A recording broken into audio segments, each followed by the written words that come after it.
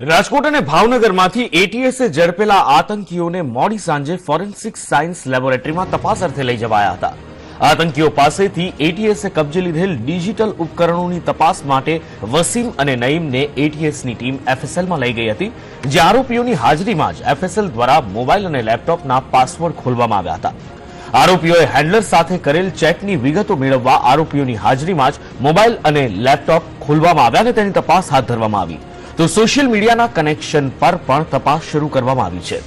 આવતીકાલે ફરીથી બંને આતંકી ભાઈઓને એફએસએલમાં લઈ જવાય તેવી સૂત્રોએ શક્યતા વ્યક્ત કરી છે। હાલ ગુજરાત એટીએસ ઉપરાંત એનઆઈએ સહિત વિવિધ 8 રાજ્યોની તપાસ એજન્સીઓ એફએસએલના રિપોર્ટની રાહ જોઈ રહી છે અને આ રિપોર્ટ બાદ આતંકી કનેક્શન મુદ્દે મોટો ખુલાસો થાય તેવી પણ શક્યતા સેવાઈ રહી છે।